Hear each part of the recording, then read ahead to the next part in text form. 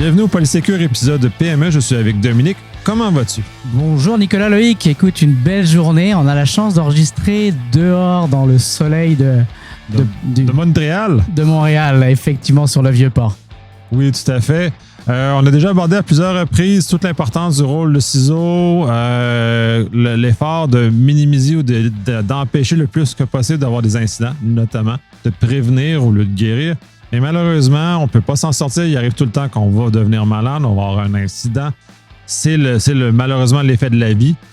Le ciseau est un rôle important là-dedans et quand même coordonnateur de ces éléments-là. C'est un événement malheureux et ça devient complexe parce qu'il y a un écosystème qui s'installe quand un incident se déroule. Fait que je vais te laisser commencer avec ça. Écoute, je pense que c'est vraiment important. On se rappelle, on a déjà échangé sur le rôle du ciseau, de limiter les accidents qu'il pourrait avoir en traitant les vulnérabilités, en sensibilisation, etc. Enfin, énormément de petites solutions qui sont accessibles aux PME pour se protéger, de limiter les impacts en cas d'accident parce que malheureusement, comme tu le soulignes, il y a une sorte d'asymétrie avec les méchants.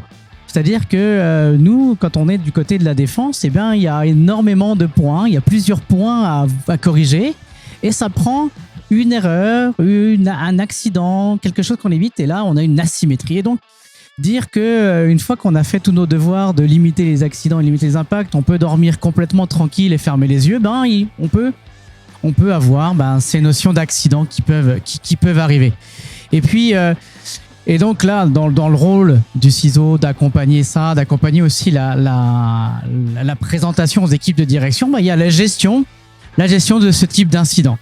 Et là, quand un incident arrive, effectivement, il y a le stress qui commence à avoir. On va avoir des pertes de production. On va avoir les regards qui vont se tourner sur les équipes de sécurité dès lors qu'on va comprendre que c'est un problème de sécurité, que ce soit avec un message de ransomware, que ce soit avec une revendication d'un groupe, avec une parution dans un site du dark web. Alors oui, je fais référence au très bon épisode sur le dark web, le moyen d'y aller et pas le lieu en lui-même. Sur le stress arrive, on a des pertes d'informations, on a peut-être le stress de payer parce qu'il y a qu'est-ce qui va se passer si ça dure plus d'une semaine, plus de 2 semaines? Nos employés, est-ce qu'on va être capable de les payer? Qu'est-ce qu'on va dire à nos clients? Donc on a tout un stress. La loi, on parle de la loi 25, oui, effectivement, on va peut-être encore avoir des directives qui vont arriver avec les lois sur les infrastructures essentielles qui vont encore rajouter des obligations et une petite couche de stress. Toute la presse qui peut aussi arriver. On en listait tantôt, on échangeait sur ces points-là. Et oui, la presse peut être un stress supplémentaire. La presse qui vient frapper à la porte, qui dit qu'est-ce qui vous est arrivé, qu'est-ce qui se passe, dites-nous la vérité. Et là, on a, moi, ce que j'appelle, c'est pas un écosystème. Moi, je trouve qu'on a une tendance des fois à avoir des vautours. Des vautours qui viennent tourner autour de l'accident, autour de la proie. Parce qu'effectivement, il faut répondre à stress. Tu vois, je pense qu'il y a cette notion-là. Il y a une réalité des coûts. Parce que quand on a un problème de plomberie à 2h du matin et qu'il faut appeler le plombier, Nicolas Olic, je suis désolé, tu vas l'appeler. Et puis, tu vas être prêt à payer le déplacement de nuit. Ben oui, on va le payer, c'est sûr, parce qu'on a une urgence à régler, il y a quelque chose de désagréable qui se passe dans notre demeure, dans ceci, pour l'analogie, donc dans notre entreprise. C'est sûr qu'on va être pressé à le régler le plus rapidement possible et on va payer justement les frais de camion et les frais de charge de nuit, les frais, et ainsi de suite, c'est évident. Là. Et c'est des frais qui sont légitimes. C'est des frais standards qu'on s'attend à payer parce qu'on fait une intervention spéciale. On a besoin d'expertise parce qu'un incident, c'est pas... on peut pas prendre le premier passant dans la rue. Quand vous allez aux urgences, vous allez voir des médecins qui sont ultra spécialisés, généralistes et ultra spécialisés pour pouvoir réagir le plus rapidement possible. Donc, effectivement, il y a tout un coût qui arrive. Il va falloir provisionner aussi des bras supplémentaires parce que quand on va parler de correction, quand les systèmes sont à terre, il y a de l'action qui est à faire, donc il va y avoir des bras supplémentaires. Donc là, tout ça, ce sont des coûts qui s'accumulent, il y a des coûts qui sont légitimes et il y a parfois quelques personnes qui se tentent et qui abusent et on a une notion de vautour parce que sous prétexte de vouloir aider, on est capable de pouvoir placer des services qui sont pour les raisons que j'ai évoquées, qui sont relativement payantes, puisque c'est des interventions d'experts de nuit. Quand on parle de nuit ou de fin de semaine, c'est x1,5, x2, puis quand on a plusieurs ressources. Donc, et tout ça, il y a aussi les obligations légales. Je parlais de la loi, qu'est-ce qu'il faut faire? Est-ce qu'il faut déclarer? Est-ce qu'il ne faut pas déclarer? J'appelle mon cyberassureur, j'appelle pas mon assureur. Comment ça s'organise? Donc, il y a vraiment ça. Malheureusement, quand on est à terre, on ressemble un peu à une victime un peu appétissante parce que on est dans le stress, on est démuni. On est vulnérable. Et on est beaucoup plus vulnérable que ça. Quand on est tombé par terre, on est vulnérable. C'est là où on a besoin de se faire accompagner de la meilleure façon possible pour pas en souffrir encore plus, puis d'avoir le sentiment d'être doublement fautif. La faute d'avoir eu un incident. On a toujours un peu honte. Quand on a un incident, on n'est jamais fier. Je peux te dire que quand le jour où tu as un accident de voiture, tu vas pas compter ça à ta blonde en disant hey, check ça, j'ai frappé une autre auto. Il y a quand même une petite gêne là-dessus. Et là, il y a une double peine qui est, en plus, j'ai été obligé de payer excessivement cher pour me remettre à flot. Donc, pour me remettre en bas. Oui, une surprime justement de te ramener de par les surcharges légitimes. Mais en même temps, puis là, tu amènes la notion de vautour ou de gens qui vont exagérer sur la nécessité de recorriger parce que pour l'avoir vécu vraiment, vrai, quand tu appelles le plombier de nuit, il ne vient pas corriger. Il vient corriger, il vient régler le problème, il vient régler la fuite. Et dans le périmètre de la fuite, lui ne vient pas faire d'autre chose. Puis de toute façon, lui, dans son travail, il ne veut pas faire d'autre chose que plus que qu'est-ce que. Et là, en plus, on l'a dérangé la nuit. Là. Il n'est pas de très de bonne humeur, en plus, ce plombier. Là. C'est clair qu'on est toujours dans une position vulnérable. La première action qui est à faire quand on a des méchants à l'intérieur de notre périmètre, c'est de s'assurer qu'ils ne soient plus là pour pouvoir commencer les travaux de reconstruction. Parce que sinon, on va jouer un petit jeu de chat et la souris avec le méchant qui est à l'intérieur des murs. Et si on le détecte, ou si la conscience qui se fait détecter, il peut y avoir des actions très, très dommageables. Souvent, l'expression, c'est qu'on a une seule action à prendre si le méchant est là, c'est la bonne. Et la bonne action qui est à prendre, c'est l'exfiltrer du périmètre, c'est le sortir du périmètre pour pouvoir reconstruire. Le plus rapidement possible d'ailleurs, parce qu'une fois que le méchant a détecté qu'on l'a détecté, lui va prendre tous les moyens à sa disposition pour faire le plus de dommages possible.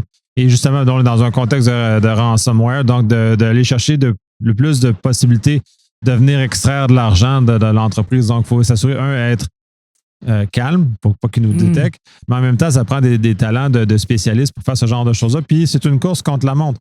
La différence d'intervention de 1 heure sur une intervention, peut avoir un impact majeur sur l'étendue du problème. Puis, comme pour un problème, puis les problèmes de plombier, vraiment le meilleur exemple parce que si on laisse couler plus longtemps, mais les dommages sont plus grands, donc on a plus de problèmes, on a plus d'éléments. Puis, oui. C'est un réflexe d'urgentiste. C'est le réflexe aux urgences, souvent, ou les pompiers. Il y a des réflexes qui sont à faire et c'est le premier réflexe qui peut faire toute la différence sur le suraccident, qui est le pire qui puisse arriver, l'accident sur l'accident, parce que là, les dommages sont considérables, ou sauver la vie ou sauver l'élément. Et on arrive aussi dans des contextes des fois un peu difficiles dans la gestion d'incidents parce qu'on a oublié de documenter, par exemple. Et forcément, quand on fait intervenir des équipes qu'il n'y a pas de documentation, où est le plan d'évacuation, où sont les serveurs critiques, où sont les éléments, est-ce qu'il y a plusieurs connexions Internet? Parce que souvent le réflexe c'est de dire on coupe la connexion Internet, mais si vous avez une dizaine de connexions Internet, il ne faut pas en oublier une, sinon vous êtes encore à X. J'ai dit on n'a une seule action à faire, donc il faut faire la bonne. Donc tout ce travail de documentation, s'il n'a pas été fait, typiquement, ça va être fait au gros prix par l'équipe qui va intervenir, qui va agir. Et encore une fois, dans le stress, c'est obligatoire, il va falloir le faire. Donc c'est le compteur est parti, il va tourner, puis il y a des choses qui sont à faire malheureusement qui auraient pu des fois être anticipées. Et une fois qu'on a trouvé, on va exfiltrer, on va sortir des murs le méchant, on va s'assurer qu'il est en dehors pour pouvoir travailler le travail de reconstruction. Souvent on a un gros mot qui s'appelle le forensic. On va voir les NCIS de ce monde qui vont essayer de trouver par où c'est passé, qu'est-ce qui s'est passé. C'est une bonne pratique. Les cadres normatifs vont le suggérer, vont le recommander. Par contre, ce n'est pas forcément adaptable à tout le monde parce qu'un forensic qui peut durer 5 minutes, puis on a trouvé OK, on a trouvé, c'était Jean-Pierre à la comptabilité qui a cliqué sur le mail de phishing. Puis c'est de là où c'est parti. Puis en plus, Jean-Pierre, il a eu le réflexe d'alerter l'équipe de sécurité pour dire j'ai fait une bêtise. Puis on a réussi à circonscrire l'incident relativement rapidement. Ou au contraire, on a un peu laissé aller, on n'a pas fait attention, ça faisait plusieurs jours que c'était là. Et puis là, on va lancer dans le forensic. Et là, c'est un forensic qui peut durer 5 minutes, comme un forensic qui peut coûter 1, 2, 3 heures, 3 jours, 5 jours, avec des coûts démesurés. Oui, puis il faut avoir une intention, parce qu'on ne lance pas le forensic pour le lancer, on lance un forensic dans un objectif défini. Et ça aussi, dans l'urgence, parfois, les entreprises peuvent être mal conseillées sur l'étendue du forensic à effectuer, parce que, c'est très dispendieux. 2, il faut que ça se demeure dans un objectif utile, puis l'utilité n'est peut-être pas toujours comprise par les entreprises, parce que c'est difficile de savoir à quel point ou à quel moment on doit arrêter justement dans un forensic de 5 minutes où on a besoin de faire un forensic de 5 jours pour aller chercher ce qu'on a vraiment besoin. Avec un forensic, si on veut le faire dans les règles de l'art, ça prend du matériel spécifique, donc on ne fait pas une copie sur une clé USB puis on a récupéré les informations. Il faut utiliser, il y a des technologies, des uncase, etc., vraiment des équipements type militaire ou police qui vont permettre d'avoir une validité de la preuve. Mais si vous faites ça sur l'équipement ou si vous le faites alors que c'est pas proportionné, ça peut engendrer des frais relativement importants. Quand on ne méprise pas, c'est une bonne pratique de penser au forensic. Mais dire qu'il faut à tout prix un forensic de 5 jours pour tous les incidents, c'est questionnable. Et ça, c'est important de le savoir parce qu'encore une fois, dans le stress, le conseil qui va être donné dans le stress, vous allez prendre le stress. Encore une fois, vous êtes aux urgences, le médecin il vous dit il faut faire ça. Vous n'allez pas vous astiner avec le médecin pour lui dire es-tu sûr? Vous allez suivre le conseil. Et il y a une relation de confiance avec les médecins. Quand on fait dans de la business, des fois, il y a des notions business. Et donc, c'est là où il faut faire attention. Et dans le forensic, ça peut aider à trouver le patient zéro. Ça peut aider à trouver plein de choses. Il y a des choses qui sont intéressantes pour accélérer. Mais s'il n'y a aucune garantie, surtout si vous avez une hygiène informatique qui n'a pas été très sur la coche ou en tout cas sur lequel vous n'avez pas pris soin. Si vous aviez 2000 vulnérabilités dans votre parc parce que vous le saviez, parce que vous avez roulé n'importe quel type de scanner de vulnérabilité ou vous n'avez pas corrigé le rapport de pentest, vous n'allez pas faire un forensic qui est un petit peu superflu parce qu'il y a eu 2000 occasions, parce qu'il y avait 2000 vulnérabilités dans le forensic ou parce qu'il y avait des vulnérabilités béantes ou pas de traces ou pas de logs parce que vous n'aviez pas activé les logs, c'était dans votre rapport.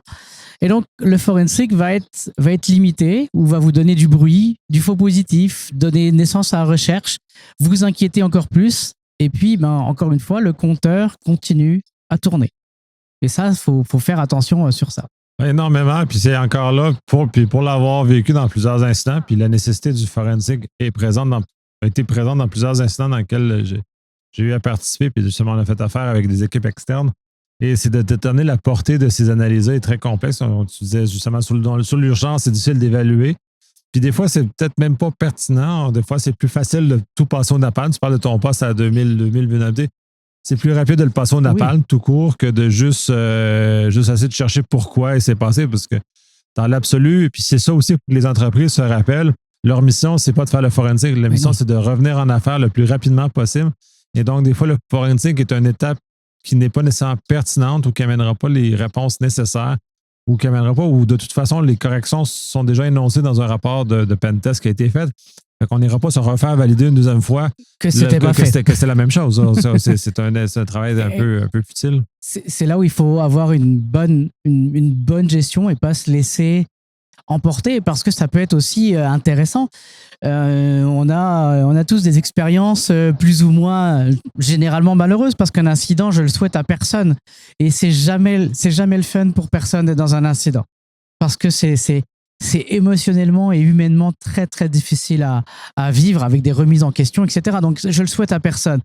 Mais dans les choix, il faut garder quand même de la lucidité et pas aussi se faire plaisir en se disant j'ai jamais eu de forensic de ma vie, c'est l'occasion d'en faire un comme du monde type NCIS avec, on va zoomer avec des trucs incroyables, de la reconstruction du disque dur puis des modèles films de science-fiction. Donc, ce n'est clairement pas le lieu et ça me fait flipper aussi sur un autre sujet que c'est pas parce que, il y avait des vulnérabilités. OK, le but du jeu de l'incident, c'est de repartir dans une condition optimale de fonctionnement. On fait une réparation pour repartir. Ce n'est pas une occasion de faire des améliorations le jour de l'incident. Pendant l'incident, c'est délicat de faire des améliorations parce que vous êtes en train de reconstruire. Imaginez, vous êtes en train de déménager, puis en même temps, vous commencez à changer tous vos mobiliers. Pendant que les meubles sont dans le camion, vous êtes en train de changer les meubles qui sont dans le camion pour pouvoir les mettre de l'autre côté. Ou quand vous reconstruisez, vous êtes en train de rechanger les paradigmes pour reconstruire. Tout changement, toute grosse amélioration apporte un peu de friction. C'est pour ça qu'on fait de la gestion du changement, c'est pour ça qu'on fait des câbles, c'est pour ça qu'on fait énormément de vulgarisation. Si on le fait pendant l'incident, vous allez augmenter les risques d'erreur, les risques de suraccident, et puis le risque que ça ne fonctionne pas. Et là, en tant que, si vous êtes le ciseau et que vous expliquez à votre board que l'accident a coûté beaucoup plus cher que prévu et qu'il y a eu de l'amélioration qui ne fonctionne pas, ça va être très difficilement justifiable. Ouais, je vais avoir, ce ciseau-là va avoir énormément chaud quand il va avoir expliqué ces choix-là. Puis de toute façon, si on reprend toujours l'incident de plomberie, refoulement d'égout, on n'est pas là pour refaire la maison pendant on répare l'incident des refoulements. On s'arrange pour enlever ce qui est bouché pour revenir à l'état que ça fonctionne.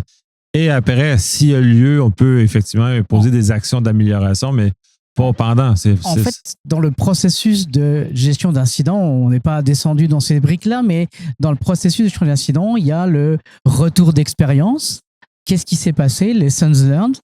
Et dans cette partie-là, c'est là on va dire, OK, il a manqué ça, et c'est là on va être capable de placer les projets avec un suivi qui vont aider à réduire le risque.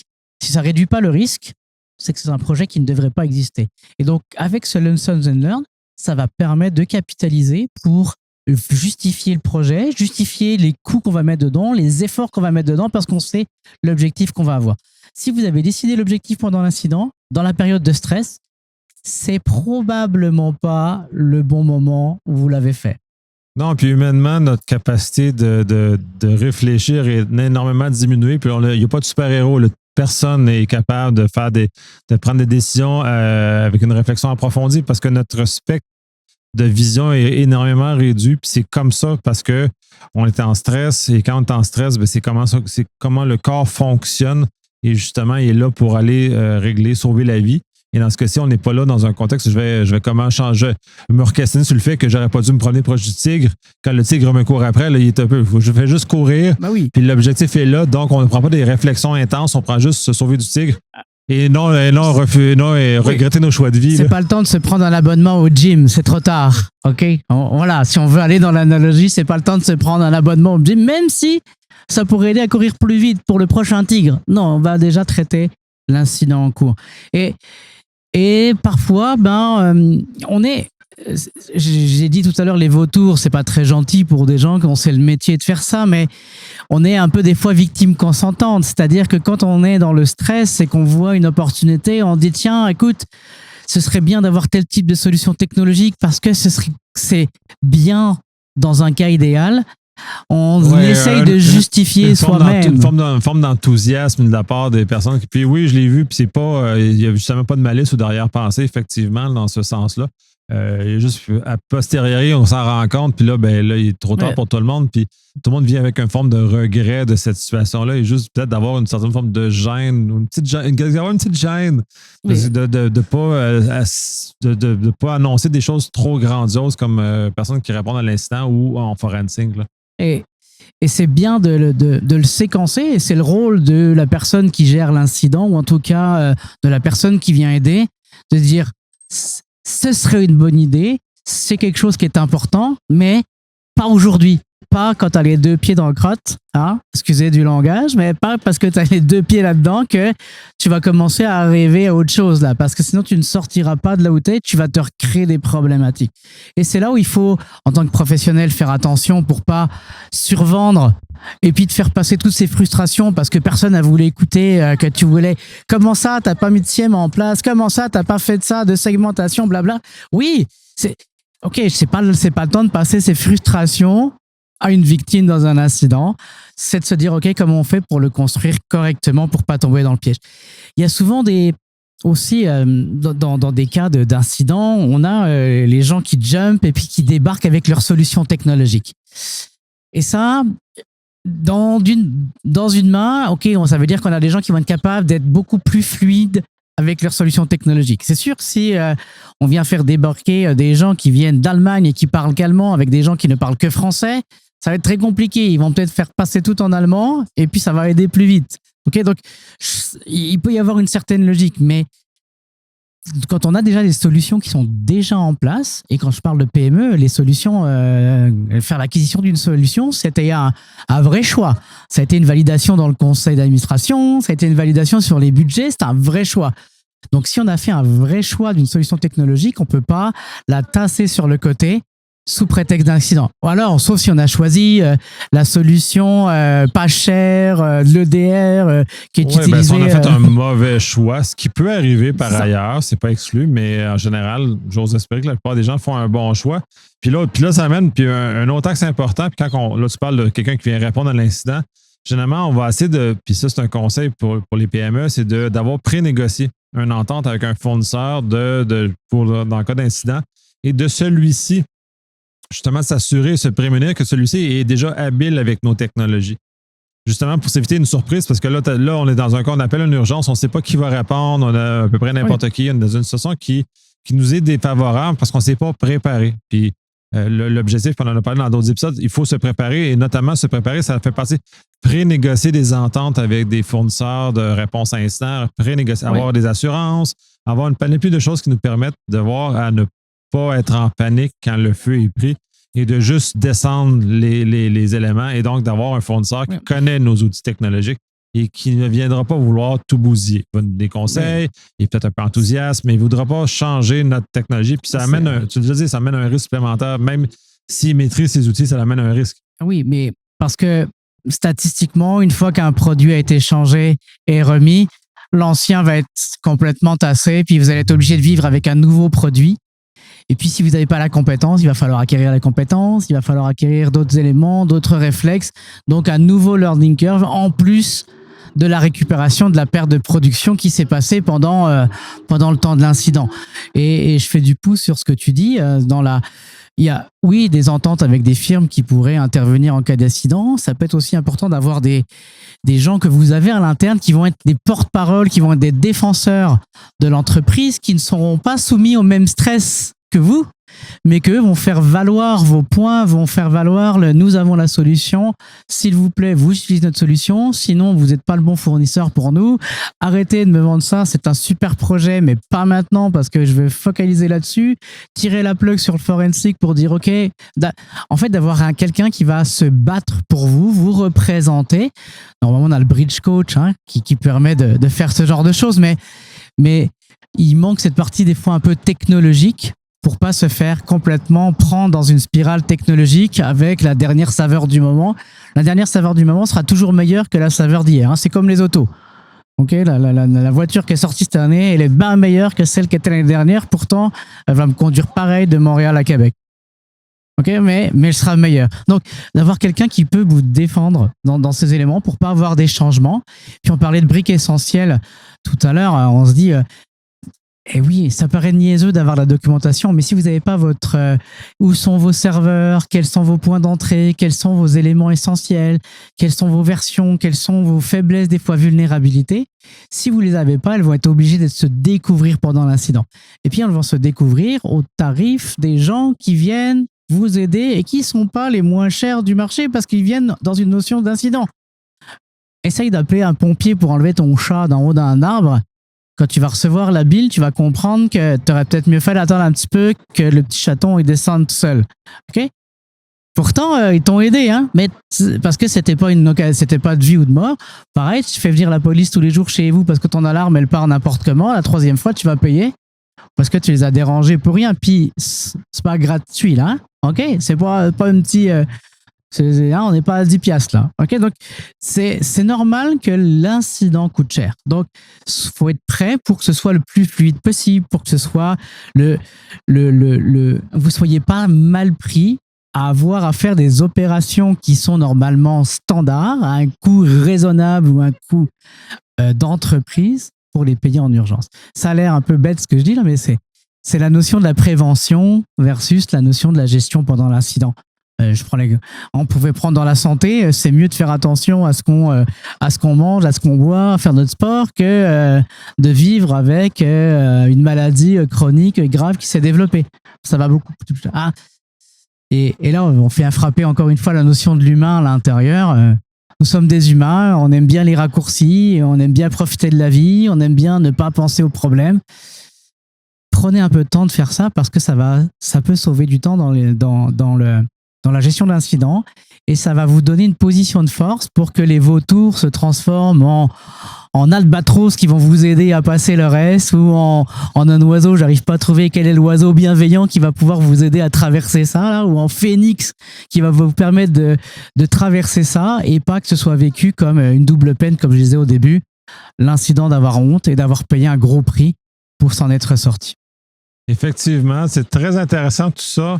Je pense que ça termine justement le regard à poser sur ça. Et si je peux juste résumer, et ce que tu as fait un peu à la fin aussi, c'est préparez-vous. On est toujours dans la préparation, que ce soit qu'on se prépare, qu'on mette des mesures de prévention pour pas que ça arrive, autant quand on se prépare aussi justement de se préparer au pire. Et les différentes choses dans notre vie aussi, on se prépare à ce genre de choses-là. Les assurances qu'on a sont de cette nature parce qu'on se prépare au pire, même si on l'espère que celui-ci ne nous arrive jamais, mais si cette situation nous arrive, on est d'autant plus heureux d'avoir ces préparations-là, ces éléments-là en main pour nous sortir d'une situation qui pourrait être beaucoup plus périlleuse autrement. Oui, mais c'est toujours intéressant de pouvoir partager, s'informer, écouter, c'est toujours se sécuriser. Oui. J'espère que ça fait écho à certaines personnes. Encore une fois, c'est jamais le fun de l'incident. C'est comment est-ce qu'on est capable d'avoir cette bouffée de respiration pour ne pas tomber dans des pièges parce qu'on tombe dans c'est jamais la faute du vautour. Là, il y a quand même un petit peu des deux dans les deux sens. Donc, c'est comment être assez fort pour peut-être les différentes pièces que vous avez pu entendre qui peuvent faire écho pour mieux se sentir en cas d'accident. Ce que je vous souhaite pas encore une fois. Hein. Non, tout à fait. Merci beaucoup pour cette intervention, très intéressant et on se dit à la prochaine. Merci, vivement la prochaine au soleil.